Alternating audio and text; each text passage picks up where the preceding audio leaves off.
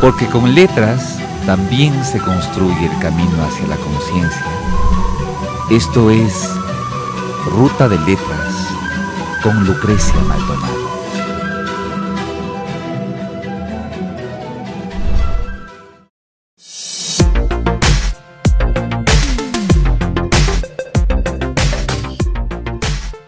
Buenas tardes, amigas y amigos de Hoja de Ruta. Estamos comenzando un día más, un martes más de Ruta de Letras, el programa cultural, el programa literario de la radio Hoja de Ruta. Hoy, 8 de septiembre, Día de la Niña María, dicen, así que es día de todas las que, como yo, tienen en alguna parte de su nombre María, y también hay algunos hombres, ¿no? José María, Juan María, no sé. Feliz día para todos. Bueno, pretexto para desear feliz día a todo el mundo. Aquí, pues, contentos de estar nuevamente juntos, más allá de las cosas que pasan en el mundo, siempre agradeciendo la presencia y la dirección de César Armando Bermeo, el apoyo de Javier Navas en los temas logísticos, de perseguir a los invitados y todo eso. Y muy contentos además de estar como todo segundo martes de mes con el apoyo de Girándula, la Asociación Ecuatoriana de Literatura Infantil y Juvenil. Y hoy es un programa dedicado precisamente a la parte juvenil, ¿no? Siempre pensamos en los niños, siempre pensamos en los niños chiquitos y leemos cuentos para niños, pero hoy tenemos a alguien muy especial, una invitada, representante de Girándula, que nos va a deleitar con, bueno, ella dice que tal vez no nos deleite, pero nos va a llevar al deleite literario, que a veces es un poco sufrido, con cuentos para adolescentes, para jóvenes lectores, es decir, para todos nosotros, incluido Cecita, que está ahí al otro lado, que somos jóvenes de corazón y de cuerpo. Bueno, y querida Patti, bienvenida a nuestro programa. Antes de darte la palabra, te voy a presentar. Patti, aquí donde la ven, es otra mujer del Renacimiento, ¿no? Ella es doctora en medicina, por la Universidad Central del Ecuador, tiene algunas especializaciones y maestrías en salud pública, y aparte de eso es una excelente escritora, ha estado de finalista y creo que laureada en algunas ocasiones, escribe relatos y ha publicado en Ecuador, en Latinoamérica y en España. Sus obras se han difundido no solamente en Latinoamérica y en el Ecuador, sino también en Colombia, en Perú. Y bueno, entre sus obras destacadas, que son muy, algunas las de niños son muy divertidas y las de adolescentes pues nos llevan a pensar bastante. Está Como dos gotas de agua, es una novela, como dos gotas de agua, perdón, una novela del 2015, muy recomendable, que nos lleva a ver la fragilidad cuando los chicos se enferman, ¿no? Cuando los adolescentes tienen alguna enfermedad grave o incurable. Y Patti me gusta mucho que ella pone mucho de su especialización de doctora en sus obras, y allí podemos ver temas de salud, pero no contados como si fuera una transcripción, sino en la vida cotidiana, ¿no? Cómo cuidarnos. Quizás Patti ya esté gestando un nuevo libro sobre estos días pandémicos, porque además ella trabaja como doctora, entonces ejerce su profesión y nos lleva a comprender toda esa relación entre salud, enfermedad, emocionalidad. Es muy agradable y muy ilustrativo leer y conocer sus obras. Bueno, aparte de Como dos gotas de agua, otra obra destacada suya es Vaca Nieves, un libro sobre eso, una vaquita que se llama Nieves, muy entretenido para los más chiquitos. Y La mano prohibida, que es un texto, un cuento muy particular y que estará presente en este programa, aunque no como ustedes lo esperan, que obtuvo el premio Gonzalo Rojas Pizarro en Chile y que gracias a eso ha sido llevado también al video, y ya les arruiné la sorpresa, pero bueno, ahí está, no van a ver cómo es la sorpresa.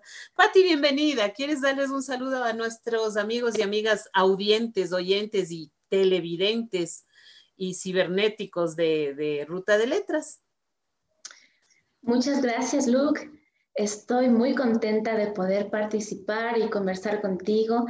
Estoy muy agradecida también por esta oportunidad de poder compartir un poquito de mis cuentos, de mis letras, de este sueño que quizás muchos lo compartimos también, ¿no? Y sí, un saludo especial para los amigos que nos escuchan. de Ruta de Letras. Es un programa que tampoco me lo pierdo, es muy divertido escucharte, es muy ameno y ahora estoy feliz de estar aquí contigo. Muchísimas gracias, mi querida Patti. Bueno, yo estaba pensando para adolescentes qué música, porque cuando tenemos girándula también hacemos como un monográfico de algún músico, ¿no? Y entonces han estado los grandes, Cricri, con el que inauguramos los programas con girándula, María Elena Walsh, pero ahora decía, ¿quién será para adolescentes? Les pregunté a mis hijos, que ya no son adolescentes, pero fueron hace pocos años, y me dijeron, uy, mami, no quieras saber. Entonces decidí tomarme por asalto con la música no cuando yo era adolescente, sino que yo creo que aunque no es de un adolescente, puede servir a los adolescentes por lo lindo de sus letras y porque tiene cosas muy bellas y porque es un gran músico, aunque ya es un hombre un poco mayor, ¿no? Y decidí que voy a invitar a este programa tomándome, les digo, por asalto al grandísimo músico argentino Pedro Aznar. Pedro Aznar, vamos a hablar un poquito de él antes de introducir cada una de sus canciones y en este momento les cuento, él es un músico argentino que nació en Buenos Aires en 1959. Su padre era violinista y como tal, él creció en un entorno musical desde muy joven. Él es lo que se llama un poliinstrumentista, es decir, no es un músico de un solo instrumento. Pedro Aznar toca teclados, es decir, órgano, piano, incluso a veces lo hemos visto con vibráfono, creo que es ese que tiene un tubito. Bueno, Pedro Aznar es poliinstrumentista, toca todo lo que es guitarra, pero su instrumento básico, su instrumento de preferencia es también el bajo y tiene una maravillosa voz, como la vamos a ver después. Vamos a seguir hablando un poquito de Pedro Aznar mientras presentemos sus canciones, pero por ahora vamos con una canción que habla de eso que nos llega en la adolescencia y nos acaba, que es el amor. Entonces nos acaba o nos construye. Y esta canción muy conocida, muy famosa y que, bueno, si no la conocen, pues aquí está para todos los chicos y chicas que nos oigan y sus papás y todos, que es A cada hombre, a cada mujer, en la voz del gran Pedro Aznar.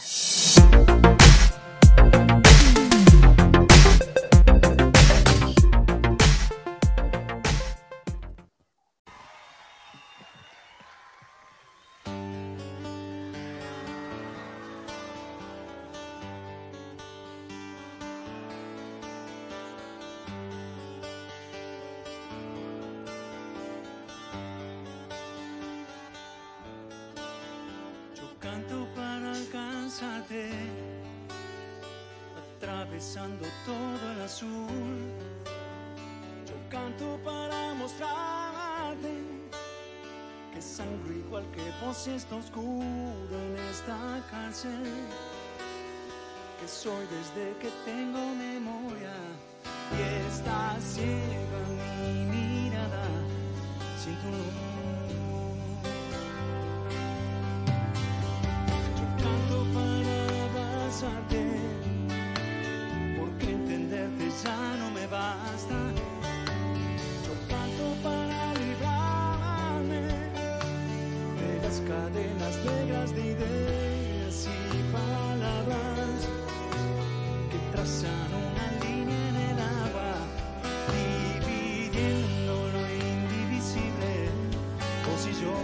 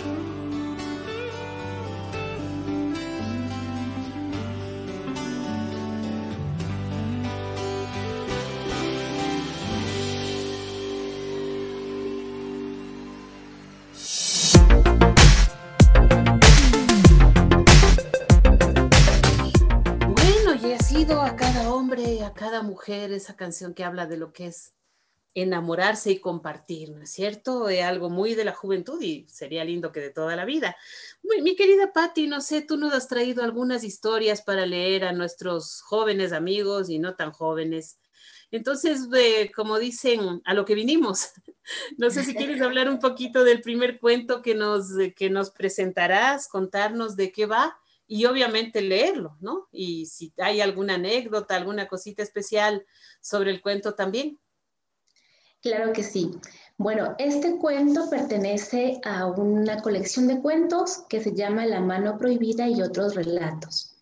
Actualmente está publicado por Prolipa, pero en su origen fue por el Ángel Editor. El cuento que voy a leerles se llama Aún dormía.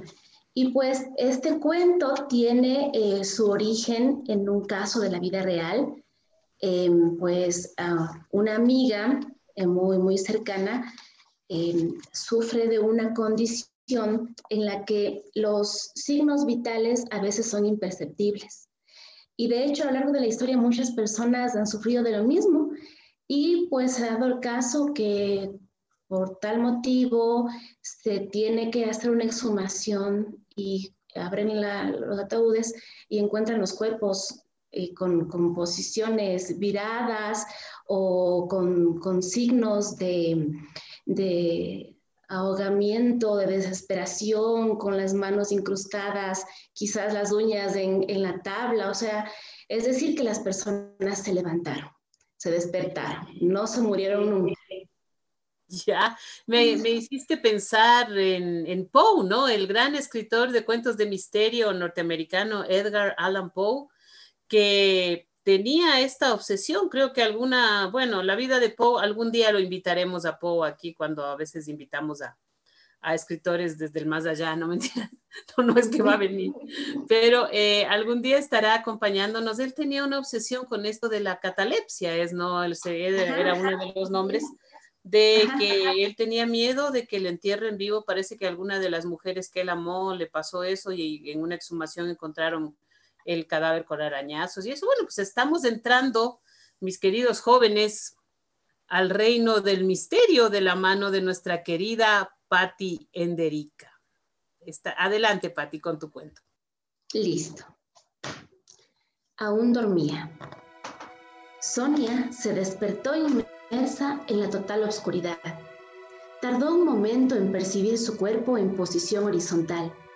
Intentó levantarse y su cabeza chocó contra algo duro colocado a pocos centímetros de su frente. Quiso abrir los brazos y delimitó su espacio. ¿Qué pasó? ¿Dónde estoy?, se preguntó aturdida. ¿Mamá? ¿Papá? Nadie contestó. Se palpó la cara, el pecho, el vientre y movió sus pies. Se supo completa y sin dolor. ¡Auxilio! ¡Ayuda! ¿Alguien puede oírme? Se quedó en silencio intentando percibir alguna respuesta, pero el acelerado palpitar de su corazón retumbaba en sus oídos. Volvió a gritar, pidió otra vez ayuda, llamó a sus padres, pero como única respuesta recibió el silencio. A pesar de su confusión actual, trató de recordar los acontecimientos previos. En su mente visualizó imágenes borrosas de sí misma cenando a la luz de las velas, alzando una copa, riendo, los rostros de sus padres, un beso de Darío, su prometido. ¿Mi cumpleaños? Es mi cumpleaños, dijo agitada. Lo celebraba con mis padres y Darío, pero ¿qué hago aquí? ¿Qué me ocurrió? ¡Ayúdenme! ¿Alguien puede oírme? Golpeó la caja, gritó, se retorció de un lado para el otro, gritó más fuerte, lloró, llamó a sus padres, rogó a Dios por su vida, gritó, intentó levantar la tapa de la caja, se sintió impotente, volvió a llorar. Mientras tanto, en casa todos estaban desconsolados. Nadie supo cómo ni por qué, simplemente ella amaneció en su cama, inerte. Sonia, hija, ¿qué te pasa? Despierta, un doctor, llamen al doctor. Su madre la movió, la sacudió, la tironeó, pero nada resultó. Un infarto, diagnosticó el viejo médico del pueblo. No encontró otra explicación para el súbito deceso. Jamás había visto algo parecido, aunque en la familia de Sonia era el segundo caso. Su abuela también sufrió de catalepsia, pero claro, nadie lo supo. Muy para sus adentros, el médico tuvo la sospecha de un posible envenenamiento, pero pronto la descartó al pensar que en un lugar tan apartado de la civilización, realizar una autopsia sería casi una utopía.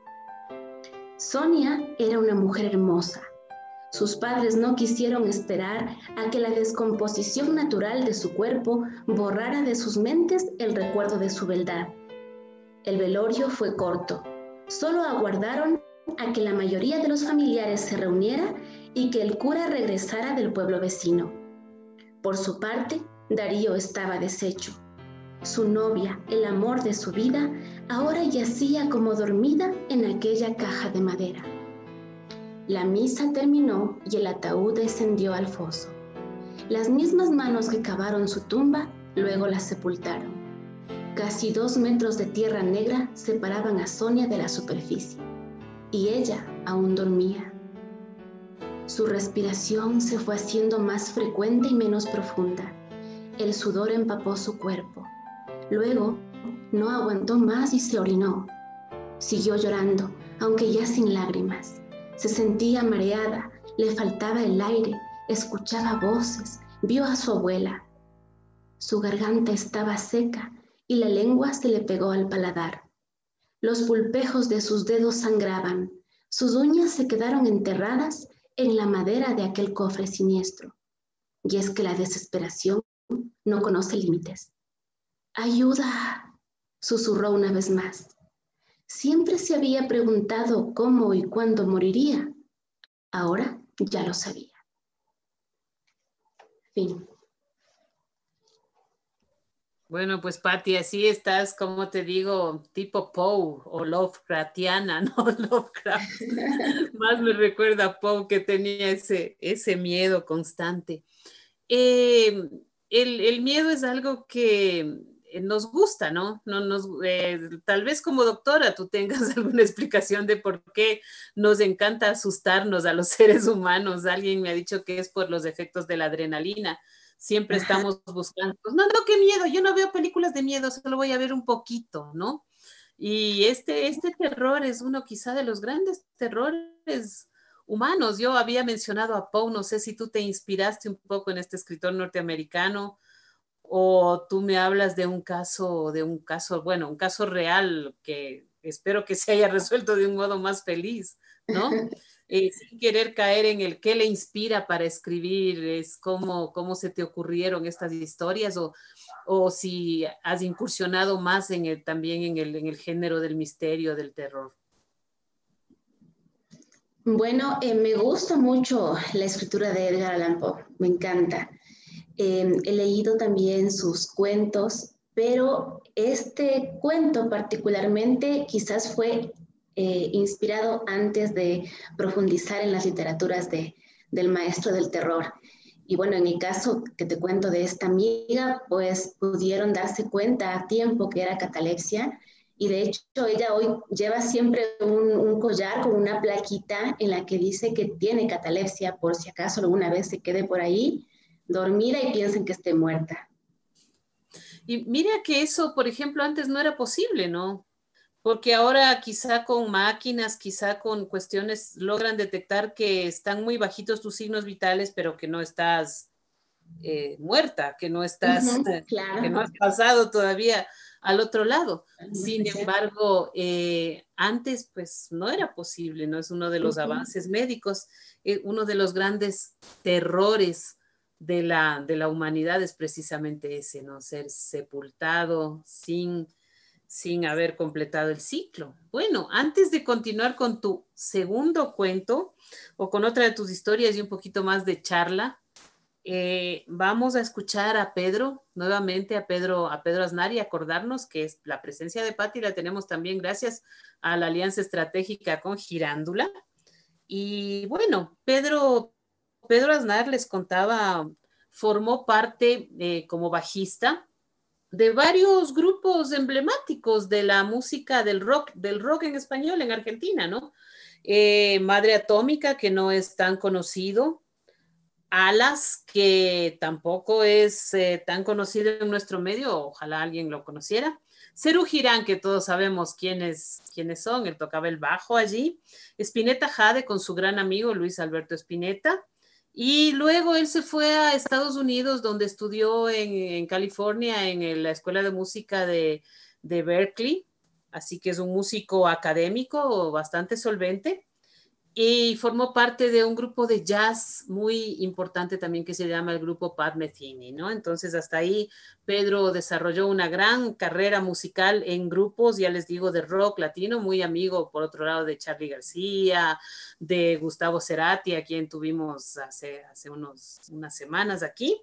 Entonces, ahorita vamos a escuchar una canción que a mí particularmente me lleva mucho a pensar en los adolescentes, sobre todo en los chicos varones, que a veces, las chicas también, ¿no? Pero los chicos se orillan el peligro, quieren hacerse grandes, a veces les falta una figura paterna. Y esta es una canción muy, muy conmovedora y muy especial y que puede provocar también ciertas identificaciones y se llama Quebrado, una de las más lindas canciones y más significativas de Pedro Aznar.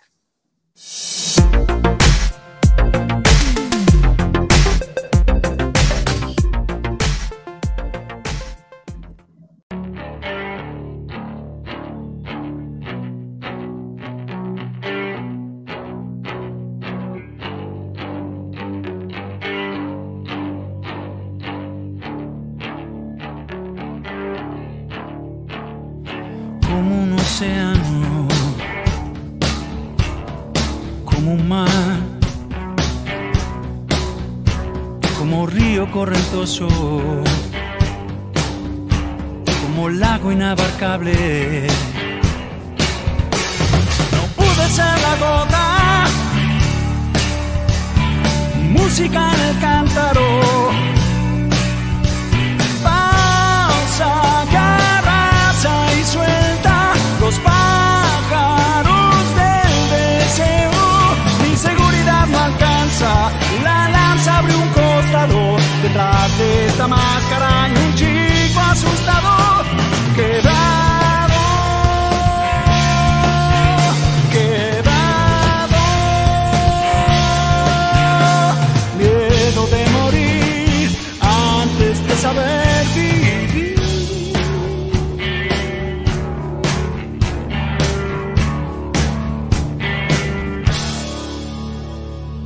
Como altar de piedra, como sacrificio, como corazón arrancado, como sangre en oleadas. No supe ser la paz, la hondura que no ahoga, la risa que perdura, la confianza que entrega. Mi seguridad es falsa, la lanza abre un costado, detrás de esta máscara hay un chico asustado, quebrado, quebrado, miedo de morir antes de saber, quebrado, quebrado, miedo de morir antes de saber vivir.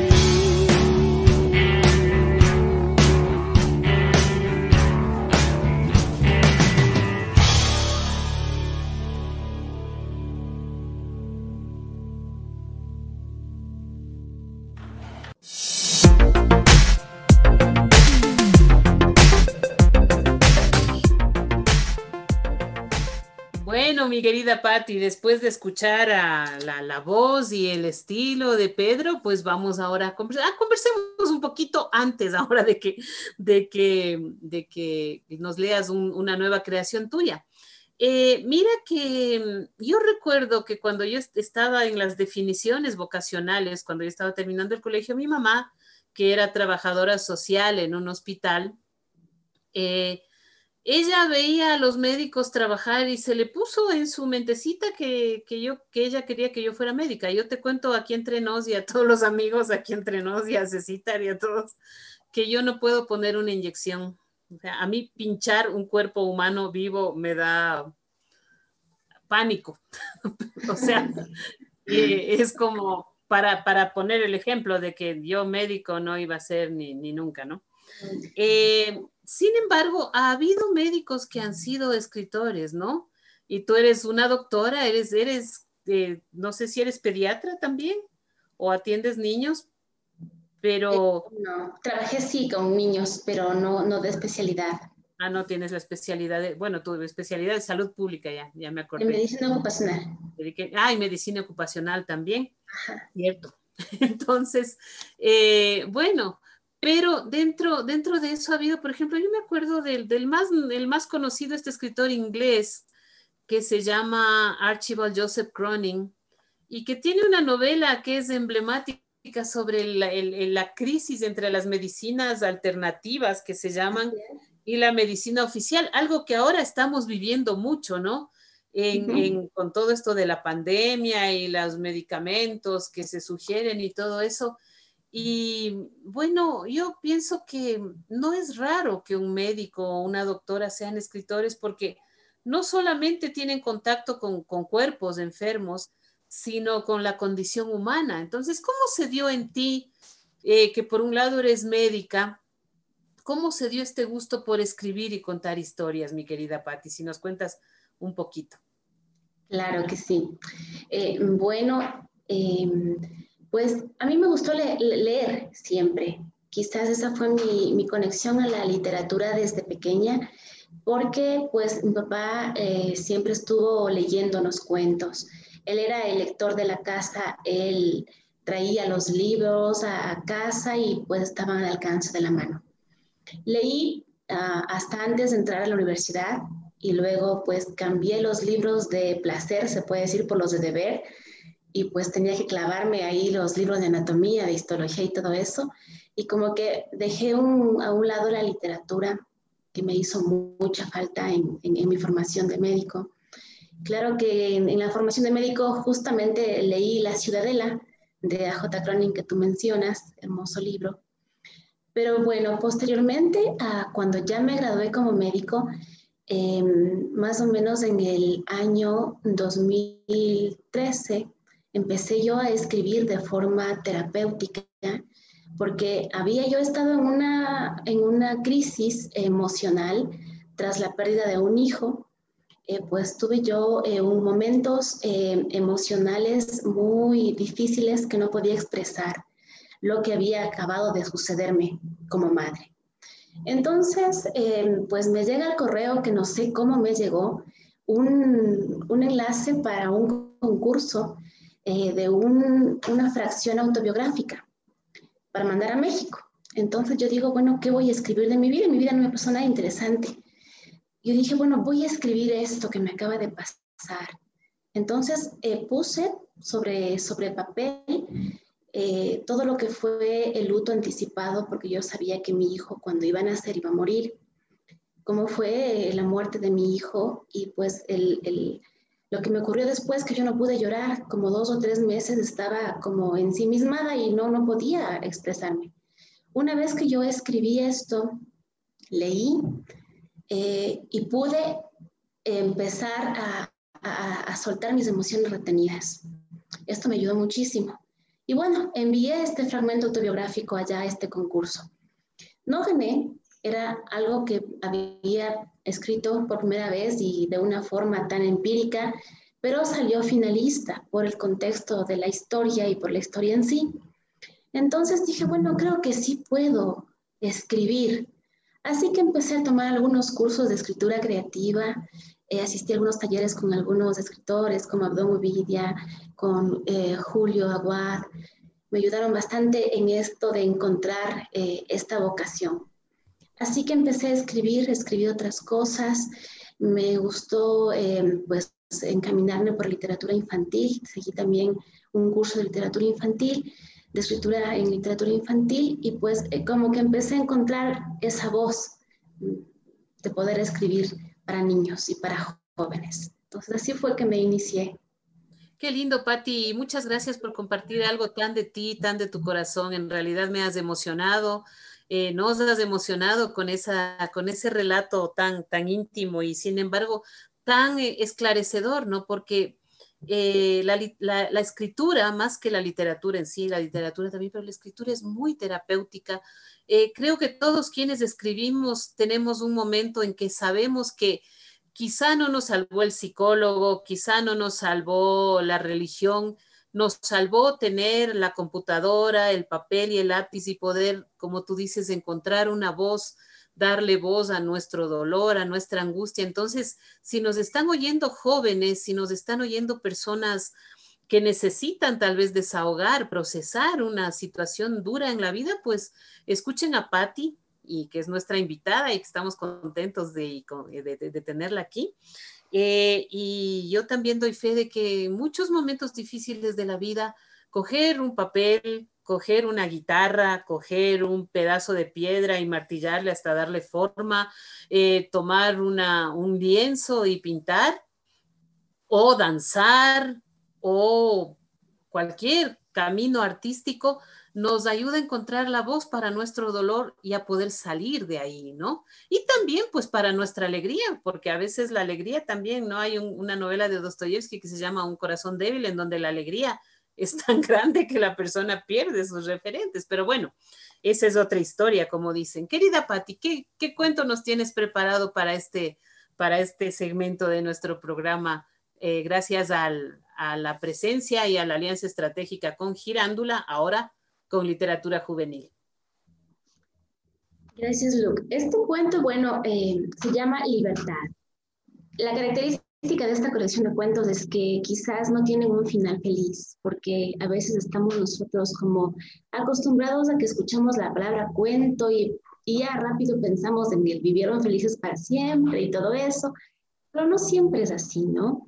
Hay cuentos que pues son de la vida diaria y siempre pues hay que aprender a aceptar que no todos los finales son felices. Libertad. El timbre del teléfono me trajo a la realidad. ¿Aló? ¿Quién habla? Dije con la voz adormecida. Sí, aló, señorita Gómez, le hablamos del hospital geriátrico. Se trata de doña Betty, su madre. El corazón me dio un vuelco. Intuí que algo malo acababa de ocurrir. A diferencia de las llamadas anteriores, esta vez no traté de evadir mi responsabilidad. No pregunté si era necesario que fuera y ni siquiera sugerí si ellos podrían hacerse cargo de la situación. Presentí que esa llamada era distinta. Mi madre no estaba causando lío por no querer tomar su medicación, ni tampoco se estaba rehusando a recibir un baño. Esto era serio. Voy enseguida, fue lo único que pude decir y colgué el auricular. No recuerdo si alcancé a cambiarme de ropa o si me fui en pijama, la misma que traía puesta. La verdad es que subí a mi auto y conduje durante 40 largos minutos que me parecieron infinitos. Creo que esa era la razón por la que no la visitaba con frecuencia. Solía llegar a casa demasiado cansada como para conducir luego de agotar mis energías en 15 niños de preescolar. Mi profesión siempre ha requerido una dosis extra de vitalidad, pero los años no han pasado en vano y cada vez me ha resultado más difícil intentar recargar las pilas. La última vez que la visité, la encontré en una banca tomando sol. Desde lejos me detuve a observarla por un momento. Lucía tan hermosa con su sombrero veraniego, sus ojos fijos en la jaula de los gorriones, transmitían paz y enajenamiento. Me pareció increíble que aquella frágil viejecita pudiera ser la misma mujer fuerte que me crió. Me acerqué y no me reconoció. Me confundió con Amalia, su hermana menor. Amalita, la falta que me has hecho. Hola, madrecita, soy yo, Catalina. Hijita, ¿de quién sois? Mamita, vengo a visitarla, le dije intentando contener las lágrimas. Mamita, qué raro, que yo sepa ni marido tengo.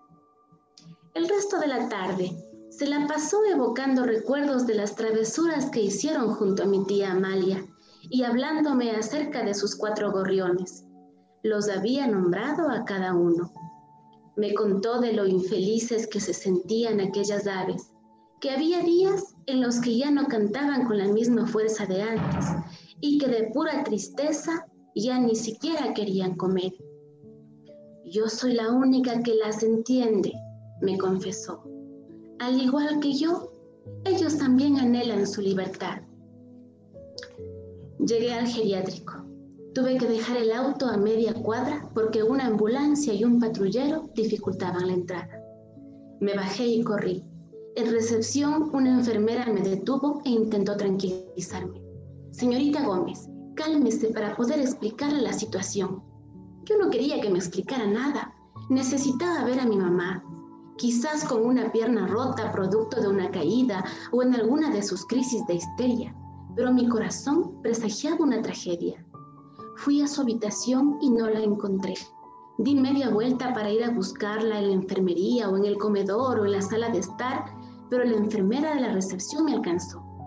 Señorita Gómez, a su madre la acaban de subir a la ambulancia. ¿Qué pasó? Tengo que verla. Por favor, debe ser fuerte y necesitamos que se tranquilice. La policía querrá conversar con usted. Al oír eso, enmudecí. Una sensación de frío recorrió mi cuerpo. De súbito, vino a mi mente el recuerdo de los gorriones. El oficial de turno se acercó a mí con gesto adusto y empezó a relatar el parte policial. Solo entendí lo de la jaula y la ventana abiertas. El resto me sonó a balbuceos. Mi madre había cumplido su deseo y el de sus pájaros también. Qué fuerte cuento, y en realidad es, además desde el oficio, es de ese final inesperado, ¿no es cierto? Qué buen manejo, Pati, qué buen manejo del suspenso y del final sorpresivo, y qué bien escrito está tu cuento. Realmente es impactante, ¿no? Qué lindo además, o sea, bueno, la historia no podría entrar en la categoría de lindo, pero qué lindo ver que aquí en nuestro medio tenemos escritores de oficio, ¿no? Escritores de oficio y que no necesariamente son escritores de formación académica, ¿no? Ahora, y sin querer desmerecer, por ejemplo, ya tenemos en el Ecuador una maestría en literatura creativa, en escritura creativa, pero nosotros no, nuestra formación no fue esa, nosotros nos hicimos a pelo, ¿no? Tú y yo, porque si bien yo estudié literatura, yo estudié literatura, pero no estudié para escritora. Yo estudié teoría y un montón de cosas así, ¿no es cierto? Bueno, vamos a escuchar ahora otra canción de Pedro Aznar de una película. Pedro Aznar también se hizo músico para cine. Él hizo música para películas y una de esas canciones es El mundo contra mí, ¿ya? Él comenzó, bueno, digamos otro poquito de información sobre él. Él comenzó a partir de 1993 más o menos una carrera como solista bueno, ahí tenemos esta música para películas. Hay películas que nos gustan mucho y que tienen música de Pedro Aznar. Una de ellas, la más conocida quizá en nuestro medio, película argentina, es El hombre mirando al sudeste, ¿no? En donde él se encarga de la banda sonora y hay composiciones suyas muy fuertes, porque además es una película fuerte, como tu cuento, así.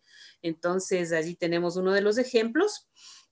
Esta canción es de una película un poco más liviana que se llama El mundo contra mí y la interpreta no precisamente el mismo Pedro, sino otra gran cantante argentina también de rock y de pop y de otro tipo de música, que es Fabiana Cantilo, y la canción se llama El mundo contra mí. Entonces, con ustedes, de Pedro Aznar y en la voz de Fabiana Cantilo, El mundo contra mí.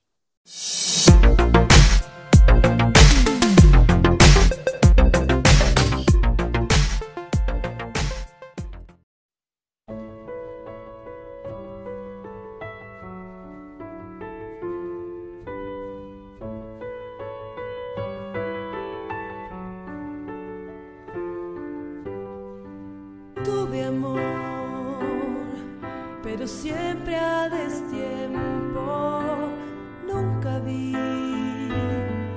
esa estrella fugaz al pedir 3 deseos al viento. Reviví en tu amor que se va. Si morir es cobarde o valiente, decidí que en mis manos está. Junto a mí vive toda esa gente, sin vivir, sin morir, siempre así. Aunque el mundo esté contra mí y nadie me enseñe a vivir, tengo sangre en las venas que arde más que esta pena de amor. Aunque el mundo esté contra mí y los tiempos vengan así, no estoy viva por nada, hoy mis alas atadas abrí.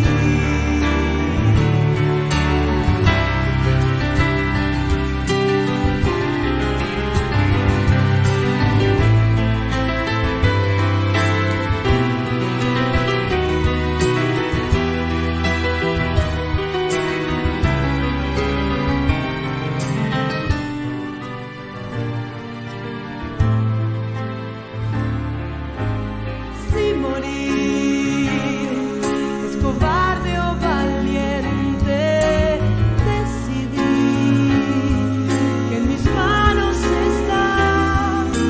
Junto a mí vive toda esa gente, sin vivir, sin morir, siempre así.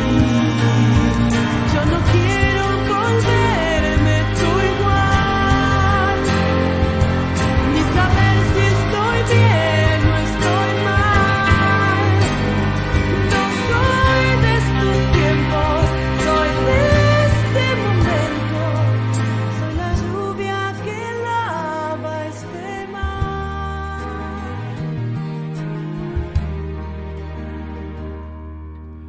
Aunque el mundo esté contra mí y nadie me enseñe a vivir, tengo sangre en las venas que arde más que esta pena de amor. Aunque el mundo esté contra mí, en mi amor aprendo a vivir. Ya cambió la marea, y mis pies son la huella del sol. Aunque el mundo esté contra mí y los tiempos vengan así, no estoy viva por nada, hoy mis alas atadas abrí.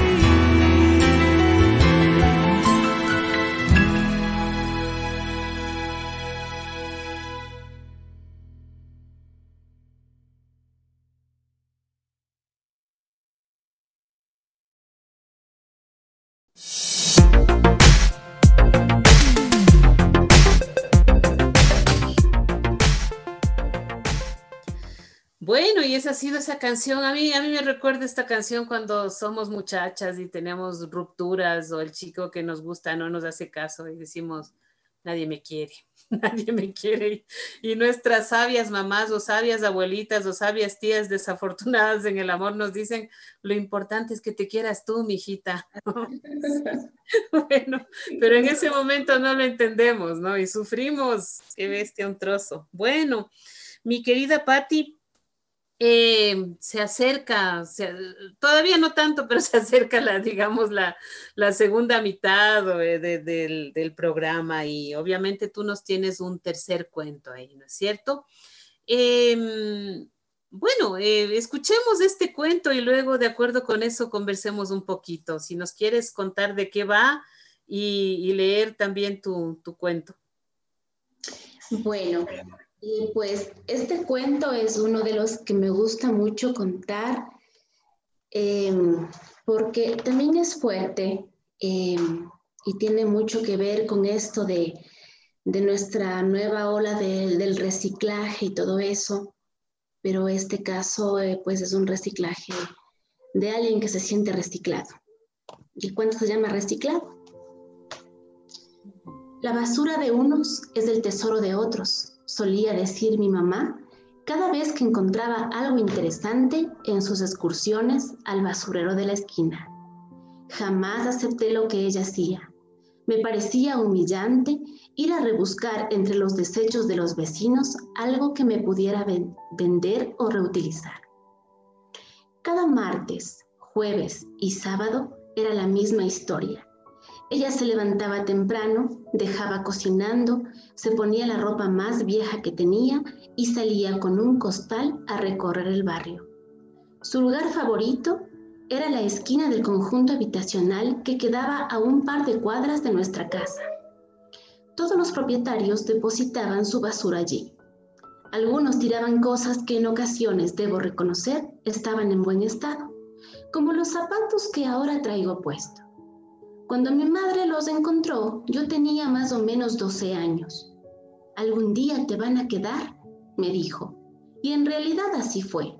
Estaban usados pero sin ningún hueco. Lo peor del oficio de minador es el hedor que se impregna en el cuerpo. El agua no la quita y el jabón lo disimula un poco. A veces la pobreza era tal que si mi madre compraba jabón, no comíamos pan 2 días. El agua no abundaba en nuestra casa, así que mi madre se bañaba los sábados. El resto de la semana solía limpiarse el cuerpo con un trapo mojado. Según mi mamá, ella había pasado entre la basura toda su vida. Mi abuela también se dedicaba a escarbar tachos, recoger papel, plástico y algún otro material que se pudiera vender. Así mantuvo a 4 hijos, pero solo mi mamá heredó el oficio. Los demás migraron lejos de aquí y jamás se volvió a saber de ellos. Mi madre decía que mi abuela los crió en un cartón. Mientras ella se dedicaba a abrir fundas negras, sus hijos se entretenían jugando dentro de alguna caja con algún juguete que recién acababan de hallar. Al principio, mi mamá hacía lo mismo conmigo, hasta que estuve lo bastante grandecito y un día me rehusé a acompañarla. Ya tenía suficiente con los apodos despectivos que me ponían en la escuela debido a mi apariencia y no quería soportar más humillaciones. El manco, el tullido, el baldado, el deforme. El día en el que me rebelé en contra de mi madre y de todo lo que ella hacía fue cuando me enteré de mi verdadero origen. Recuerdo que después de darle tantas vueltas al asunto y caer en cuenta de que la mayoría de mis compañeros de clase tenía un padre y una madre, me atreví a preguntar: «Mamá, ¿quién es mi papá?». La tomé por sorpresa. Ella palideció y titubeó antes de decirme: «¿Por qué me preguntas eso? ¿Para qué quieres saber?». «Es que todos los niños tienen un padre y una madre, y yo quiero saber quién es el mío». Mi madre siempre me protegió como pudo, y yo dependí de ella casi para todo. Al no poseer mi brazo izquierdo y contar únicamente con un esbozo de mano que sale desde mi hombro derecho, ella realizó por mí aquellas tareas básicas que me correspondía aprender, como cepillarme los dientes, peinarme, bañarme, limpiarme después de ir al baño, etc. Hubiera preferido no haber realizado aquella tonta pregunta, pero fue demasiado tarde. Se quedó callada por un instante, me miró fijamente y lo que vino después fue como un aguacero con rayos y truenos que entró en mi cabeza y no me dejó pensar claro. «No tienes papá, Pedro», contestó con la voz quebrada. Claro que tengo uno, le respondí ofendido. La maestra nos dijo que todos venimos de un óvulo de la mujer y un esperma del hombre. Ah, hijo, claro que viniste al mundo como vienen todos los bebés, pero el caso es que... ¿Te divorciaste de mi papá? No, Pedro, yo te encontré. No sé quiénes son tu madre ni tu padre, pero una mañana en la que fui a buscar entre los desperdicios que dejan junto a la quebrada, te escuché llorar. Eras tan pequeño. Tenías hambre y estabas casi azul por el frío. Te recogí y te traje a casa. Su respuesta me heló por dentro. Sentí cómo las lágrimas se iban acumulando en mis ojos y traté de detenerlas con el dorso de mi brazo. «O sea que tú tampoco eres mi mamá», le dije entre enojado y confundido. Y sin poder aguantar más del llanto, corrí hacia abajo, hacia la quebrada. No podía creer tal ironía. Detestaba que mi madre escarbara basura y yo había sido la basura de alguien. ¿Quién querría un niño mal hecho, deforme, incompleto? Y entonces la odié. La odié por haberme recogido, por haber creído que podía darme un uso, que me podía reciclar. Me hubiera dejado morir. Lo que se tira ya no se recoge, maldición. Desde ese día, juré no acercarme a los basureros. Mi destino sería otro. La verdad, nunca aspiré a llegar al colegio. Darme la educación escolar fue un sacrificio enorme que mi mamá realizó y el colegio sí que sería imposible. Así que me dediqué a vender caramelos. Me ha ido bien, no me quejo. En parte por mi condición de inválido y en parte por mi determinación de salir adelante. Pasó el tiempo y la vida entre la basura fue deteriorando a mi madre. Primero empezó con una tos insoportable. Hacía fiebres, deliraba y la tos continuaba. Luego comenzó a ponerse más flaca. Los huesos de la cara le daban un aspecto cadavérico. Fue un par de veces al subcentro de salud, pero allí no tenían la medicación suficiente y con lo que vendía a los recicladores no le alcanzó para comprarla. Luego tosía y escupía grandes bocanadas de sangre. Cada vez se ponía peor. Pero por un tiempo dejó de ir a los basureros y nos quedamos solo con el sustento proveniente de mis caramelos, hasta que aquel martes se despertó lúcida. Dijo que se sentía recuperada y que le daba unas ganas enormes de cocinar una olla de tallarines, su comida favorita. Entonces se levantó. Ni siquiera se puso su ropa más vieja. Cogió un costal y salió al basurero de la esquina. Yo en realidad pensé que la enfermedad se había ido como por arte de magia, así que agarré mis caramelos y me fui a trabajar. En la tarde, casi entrada la noche, regresé a casa ya saboreando aquellos tallarines, pero ella no estaba. Pregunté a los vecinos si sabían a dónde pudo haber ido, pero ninguno la había visto desde la mañana. Salí a buscarla entre molesto y asustado. Recorrí el barrio de arriba abajo y no aparecía por ningún lado. Fui al galpón donde compran la basura para reciclaje y el dueño me dijo que mi madre no había pasado por allí. Ya no me sentía molesto, estaba preocupado y asustado. Mi mamá no podía desaparecer así nomás. Entonces fui al último lugar en donde ella podría estar, la quebrada. Estaba casi oscuro y no podía ver muy bien. A lo lejos divisé los bultos de basura. Me acerqué despacio para no tropezar con nada y allí la encontré, tirada, con una mano agarrada del pecho y los ojos abiertos, mirándome sin mirar, justo en ese mismo basurero en donde ella me encontró 15 años atrás. Pensé que el corazón me iba a estallar. Tenía un llanto retenido por más de una década y en ese momento quería brotar a como diera lugar. No hice más que gritar su nombre y maldecirla por morirse, por encontrarme, por recogerme. Luego de desahogarme por un rato, pensé con claridad sobre lo que debía hacer. Con mis ingresos de caramelero no podría costear ningún funeral, ni siquiera una simple caja de madera. No contábamos con nadie. Así que hice lo que cualquiera en mi lugar habría hecho. Empujé su cuerpo hasta el filo de la quebrada. La observé por última vez. Cerré sus ojos y la dejé rodar. su cuerpo fue a parar al fondo. Allí estaría bien, en medio de su mundo, en medio de la basura. Gracias. Fuerte, fuerte, Patti. Pero además, yo a veces suelo decir de broma que este programa tiene algunas indirectas y creo que esta puede ser, porque ahora no he mandado indirectas, no sé si ¿no? Entonces puede ser una. Mira, la semana pasada estuvo aquí Tatiana Carrillo, la amiga, leyéndonos su cuento favorito. Y leyó un cuento de César Dávila Andrade y a mí este cuento que acabas de leer me recuerda muchísimo el estilo y la temática y además el modo descarnado que él tiene de relatar episodios similares a este, ¿no? Sí. Dentro de la literatura ecuatoriana, yo te veía que en redes también estabas haciendo una campaña que yo no seguí porque estaba un poco vaga. Esta campaña de publicar las portadas de libros de autores ecuatorianos, ¿no? Dentro de nuestra literatura, ¿cuáles son tus referentes? ¿Qué lecturas, tanto de literatura infantil o juvenil como de literatura en general, tú recomendarías a la gente joven, sobre todo que nos escucha? Porque ya te digo, este cuento me llevó a César Dávila, a mí, o sea, casi sin pensar, ¿no? No sé cuáles serían tus referentes o si tú estás de acuerdo con lo que yo estoy diciendo ahorita también. Así es.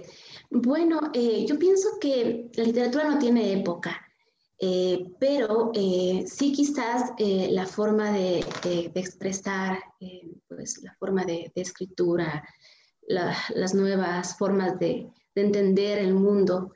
Y pues bueno, siempre me ha gustado a mí César Andrade, me gusta Pablo Palacio. Leo mucho también a Audón Ovidia, no porque estés tú, te leo mucho, me gusta mucho tu forma de escritura, recomiendo mucho tus libros. Para jóvenes también me gusta mucho la literatura de María Fernanda Heredia, cómo ella combina las escenas trágicas con alegrías. En un mismo libro tú puedes reírte y a la vuelta de la página llorar. También me gusta recomendar a pues Leonor Bravo, Juanita Neira, Julia Watt, Hans Berg. Bueno, tenemos realmente una riqueza de autores, de autoras en nuestro país y eso precisamente me ha llevado para poder publicar las portadas de algunos libros que quizás no se conocen mucho, pero que vale la pena leerlos. Y son libros que quizás cuando yo estaba del otro lado, del lado de solamente lectora, pues yo admiraba y pues veía como a los dioses del Olimpo. Decía, wow, tenemos tantos buenos escritores acá. Y después que pues Dios permitió que esté del otro lado, compartiendo un poquito con los escritores un poco más de cerca y estar pues conversando con ellos acerca de sus libros, ha sido maravilloso, una experiencia muy hermosa. Qué lindo, Pati, qué lindo lo que dices. Ahora, mira, hemos conversado y creo que recurrentemente, Cecita no me dejará mentir o equivocarme, hemos conversado algunas veces ya sobre si la literatura ecuatoriana es buena, si hay tanta calidad y tanto trabajo y trabajo de la calidad de lo que tú nos estás mostrando ahorita, ¿por qué será que sigue metida en la cofradía del mundo ecuatoriano, ¿no? Es decir, sí hay escritores conocidos, pero es como que ni siquiera aquí dentro nos valoramos o nos conocemos. ¿Qué será de hacer como escritores, como lectores, en un país en donde, y aquí sí va la directa o indirecta, en donde no es que nadie se saque el aire por la cultura? ¿Qué será de hacer nosotros para cambiar un poco, para mostrar nuestro trabajo, para que la gente lea autores ecuatorianos, para que se proyecte nuestra literatura de gran calidad como lo es, hacia más allá de nuestro pequeño entorno nacional o local? ¿Qué dices tú, mi querida Patti? Precisamente lo que haces tú, en este caso, de poder promover la literatura ecuatoriana, de dar a conocer, de llevar más allá de las fronteras, es un trabajo de hormiga, es un trabajo de granos de arena, de a poco, ¿sí?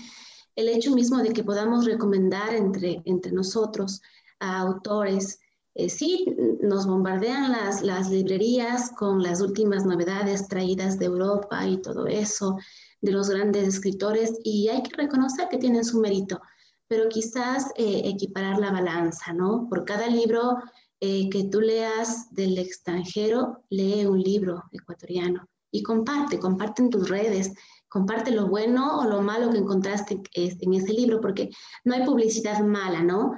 También el hecho de que digas, este libro no me gustó, me dio ganas de lanzar por la ventana, va a dar la curiosidad de decir, ¿por qué no le gustaría? Voy a comprar este libro para ver por qué no le gustó. Entonces, es eso, de hacer un trabajo de hormiga y de ayudarnos entre nosotros. Me dio ganas de lanzar a la quebrada, ¿no? Bueno, y sí, es verdad lo que tú dices, querida Patti, ¿no? Y aquí sí va otra referencia. Lamentablemente toca hacer este tipo de referencias. Mira que en años anteriores, en el anterior gobierno, no con la literatura, que hubiera sido bueno, sino también con la música se pretendió, ¿no? Y se pretendió hacer esto del 2x1, ¿no? Por cada tema extranjero que se ponga en las radios, por cada tema musical que se ponga un tema ecuatoriano, y hubo, de lo que yo sentí, muchos compositores ecuatorianos, que también la música es la pariente pobre de la literatura de las pobres, así, las primas que viven ahí en donde estaba tu cuento. O sea, y la cultura en general, pero entonces el tema es cómo, por ejemplo, decir, bueno, en un colegio, en un club de lectura, pues debería nacer de nosotros, ¿no? Por un libro ecuatoriano, por un libro extranjero, por un autor extranjero, leamos un autor ecuatoriano, es hasta más barato, ¿no? Así es. Sin embargo, como país todavía nos falta, como decía un canciller brasileño cuando nos obligaron a firmar el protocolo de Río de Janeiro, tengan piel, ¿no? Tengan piel, es decir, construyanse. Quizás estos son nuestros granitos de arena, tu trabajo, Patti, el trabajo de Cecitar y de otras personas que hacen medios digitales, este trabajo de hormiga, de ir acarreando hojitas para ver qué se hace por nuestros creadores y por nuestra creación, ¿no es cierto? Así es. Bueno, vamos a continuar un poquito ya para cerrar con Pedro Aznar, nuestro invitado a la fuerza por mí a este programa, con temas que hablan de temas adolescentes, aunque nadie aquí ya es adolescente, ni él. Pero bueno, Pedro comenzó a los 14 años, es decir, comenzó a ser un gran músico cuando era adolescente. Y como les decía, estuvo en los grupos que mencioné, luego luego de estar en estos grupos, pues fue solista. Y Pedro se caracteriza también, aparte de esta faceta de la música para el cine, se caracteriza por hacer covers o cantar, interpretar de un modo magistral melodías de otros autores, ¿no? Entre ellos de autores en inglés, él habla 3 o 4 idiomas, entonces lo hemos escuchado en versiones muy bellas de Elton John, de los Beatles, incluso ha traducido a Elton John. No vamos a poner ahora sino una canción de él, pero hay una versión muy linda de Lo siento, parece ser la palabra más dura, que en su caso se llama Ya no hay forma de pedir perdón. Ahorita, sin embargo, como estamos con Girándula y estamos en el tema juvenil, yo he buscado una canción de él, de una de las películas, no recuerdo exactamente de cuál película, pero de su álbum Huellas en la Luz, relacionado con la música hecha para cine, que es una canción que a mí me dice muchísimo sobre la vida, ¿no? Y sobre cómo enfrentar la vida, que se llama Si no oigo a mi corazón. Entonces vamos a escuchar ahora en la voz de Pedro Aznar y de su autoría. Y ya para cerrar nuestro programa, Si no oigo a mi corazón.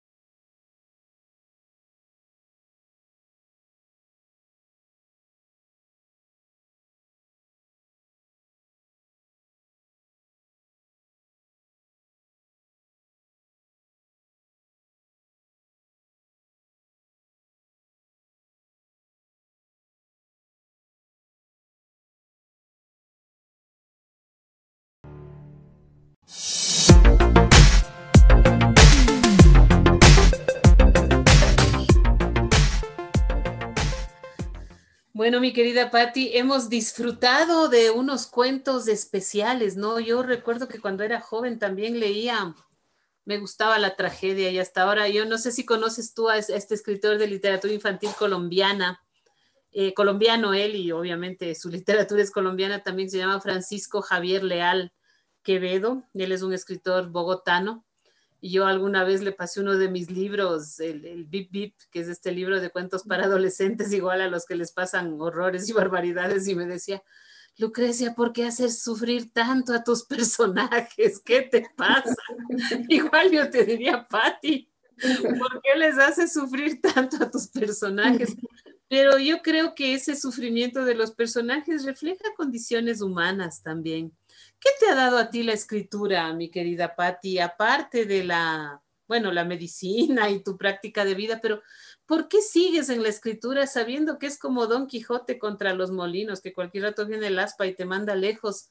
¿Por qué seguimos escribiendo? ¿Por qué seguimos leyendo y trabajando en esto, que a veces desde el punto de vista mundano es un poco ingrato? Creo que es una razón de levantarse cada día, es una razón de vida, una pasión, es un motivo más. El hecho de que podamos poner voz a personajes que quizás el lector se siente identificado con ciertas vivencias, ciertas circunstancias que en ese momento está viviendo y que pueda verse reflejado en un libro, pueda encontrar un motivo de desfogue de emociones, que lágrimas retenidas fluyan, risas retenidas fluyan, todo eso que produce la literatura, esta gama de emociones que te produce al leer. Me emociona saber que yo puedo crear algo parecido, quizás algo muy pequeñito comparado a los grandes escritores, pero que si puede llegar a un corazón, pues yo me siento realmente realizada como escritora. Entonces, esa es la motivación, porque como tú dices, quizás la literatura no nos dé de comer, pero nos mantiene vivos. Entonces, pues esta es mi motivación diaria. Qué lindo, nos mantiene vivos, dices tú, y eso es muy hermoso. Si viniera un chico, una chica joven, un niño, un adolescente a decirte, quiero ser, o si un hijo tuyo, una hija tuya dijera, quiero ser escritor, mamá, quiero escribir, o Patti, quiero escribir, ¿qué me aconsejas? ¿Qué me dices? ¿Tú qué le dirías? Yo le diría, siéntese a hacerlo. Primero, lea, aliméntese de grandes mentes y siéntese a hacerlo, porque es tan difícil dar ese paso de querer a hacerlo. Es cortito el paso, pero bien difícil de darlo.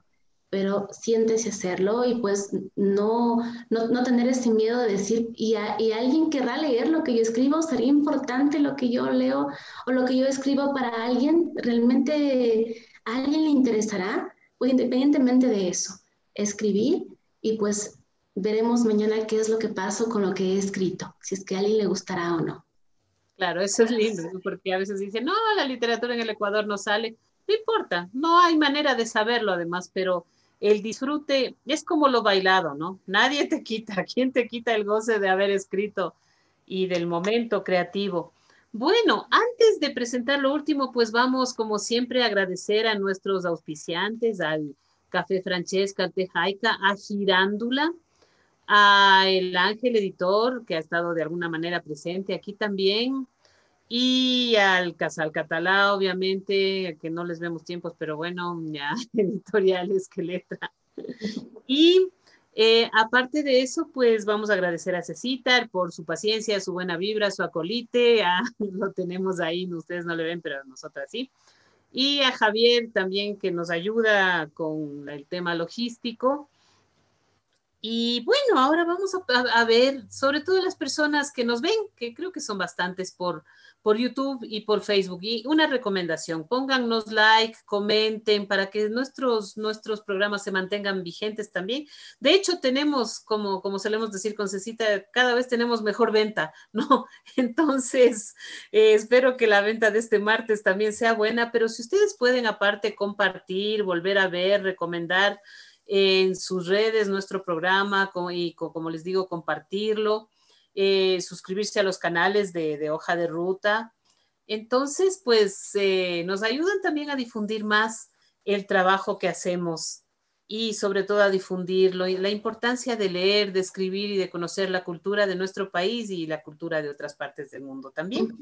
Bueno, y ahora sí tenemos este cuento, La mano prohibida, que obtuvo el premio Gonzalo Rojas Pizarro en el año 2014. ¿Nos quieres contar un poquito de tu premio, Patti? Bueno, sí, este cuento fue enviado a un concurso a Chile. Y sí, La mano prohibida, pues habla acerca de los zurdos. En mi casa estoy yo rodeada de zurdos, pues tengo muchos zurdos y en mi caso la rara soy yo porque yo soy la única diestra. Entonces viene de esto, ¿no? de esta, pues este doble mundo se puede decir que uno comparte, que pues que a uno le sirve, la relatas a otro, ¿no? Y que a veces las industrias no se centran en este tipo de personas que tienen otra lateralidad. Pues este cuento no tiene un final feliz para variar, pero habla acerca de una familia de zurdos que quieren imponer su lateralidad a toda costa. Y tienen que verlo para que lo puedan disfrutar. Ok, mi querida Patti, siempre me olvido el micrófono. Bueno, vamos a despedirnos entonces. Conmigo ha sido un gusto. Y Patti, ¿qué les dices a nuestros oyentes antes de que pase tu cuento y ya se termine el programa? Pues les recomiendo que sigan leyendo autores ecuatorianos, que busquen, investiguen en las librerías independientes, porque hay grandes tesoros ocultos todavía no descubiertos o para poder rescatarlos.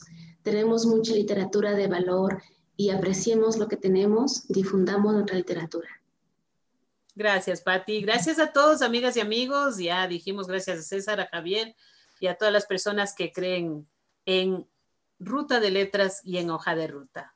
Con nosotros será hasta el próximo martes 15, pero ustedes se quedan disfrutando del video del cuento premiado en el concurso Gonzalo Rojas Pizarro en Chile en 2014, y el cuento se llama La mano prohibida. Con nosotros, pues hasta pronto y nos estamos mirando.